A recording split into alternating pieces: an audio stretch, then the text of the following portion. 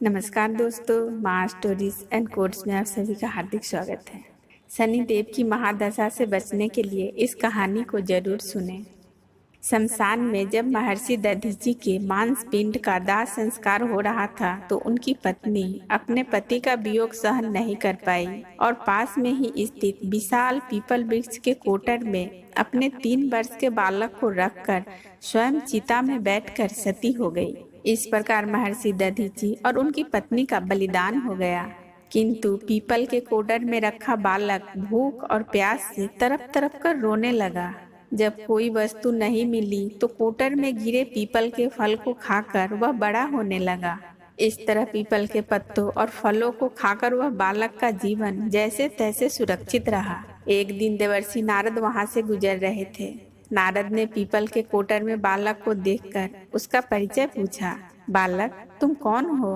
बालक ने कहा, यही तो मैं भी जानना चाहता हूँ। देवर्षि नारद फिर पूछा, तुम्हारे पिता कौन है? बालक ने फिर से कहा, यही तो मैं भी जानना चाहता हूँ। तब नारद जी ने ध्यान धर कर देखा तो आश्चर्यचकित होकर बालक से बोले, हे बालक, तुम महान दानी महर्षि दधीचि के पुत्र हो। तुम्हारे पिता की अस्थियों का वज्र बनाकर ही देवताओं ने असुरों पर विजय पाई थी। नारद जी ने बताया कि तुम्हारे पिता दधीचि की मृत्यु मात्र 31 वर्ष की आयु में ही हो गई थी। बालक नारद जी से पूछता है, मेरे पिता की अकाल मृत्यु का कारण क्या था? नारद जी कहते हैं, तुम्हारे पिता पर शनि देव की महादशा थी। बालक फिर उनसे पूछता है, मेरे ऊपर आई विपत्ति का क्या कारण था? नारद जी कहते हैं, शनि देव की महादशा।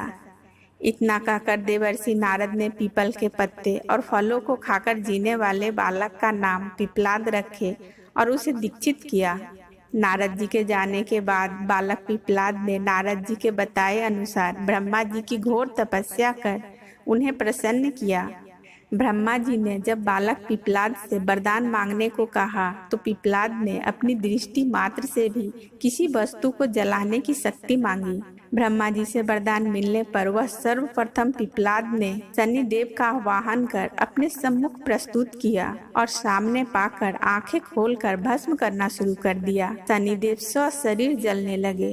ब्रह्मांड में कोलाहल मच गया। सूर्य पुत्र शनि की रक्षा में सारे देव विफल हो गए। सूर्य देव भी अपनी आंखों के सामने अपने पुत्र को जलता हुआ देखकर ब्रह्मा जी से बचाने हेतु प्रार्थना करने लगे। अंततः ब्रह्मा जी स्वयं पिपलाद के सम्मुख पधारे और शनि देव को छोड़ने की बात कही, किंतु पिपलाद तैयार नहीं हुए। ब्रह्मा जी ने एक के बदले 2 वरदान मांगने की बात कही। तब पिपलाद ने खुश होकर 2 वरदान मांगे। पहला वरदान, जन्म से 5 वर्ष तक किसी भी बालक की कुंडली में शनि का स्थान नहीं होगा, जिससे कोई और बालक मेरे जैसा अनाथ न हो। और दूसरा, मुझ अनाथ को शरण पीपल वृक्ष ने दी है, अतः जो व्यक्ति सूर्योदय के पूर्व पीपल वृक्ष पर जल चढ़ाएगा उस पर शनि की महादशा का असर नहीं होगा। ब्रह्मा जी ने तथास्तु का वरदान दिया।